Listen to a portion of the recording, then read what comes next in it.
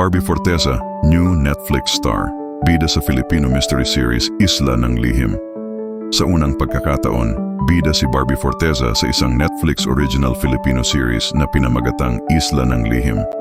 Isa itong mystery drama na puno ng mga sikreto, hiwaga at emosyon, at ngayon pa lang, pinag-uusapan na ng buong bansa.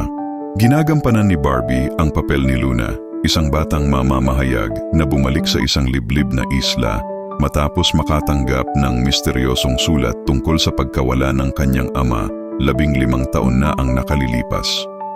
Habang sinusubukan niyang alamin ang totoo, unti-unting lumalabas ang mga lihim ng isla, mga alamat, sumpa, at mga taong may tinatagong nakaraan. Sa bawat eksenang dumidilim, lalo ring nahuhulog si Luna sa bangungot ng katotohanan.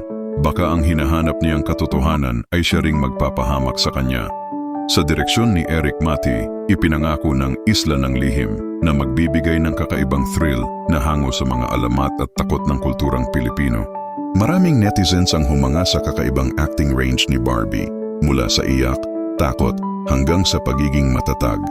Trending agad sa social media ang hashtag Islang Lihim Netflix matapos lumabas ang trailer na umani ng milyon-milyong views sa loob lamang ng ilang oras. Sa isang panayam, ibinahagi ni Barbie, matagal ko ng pangarap na gumawa ng ganitong klaseng project, yung Pilipino pero world class.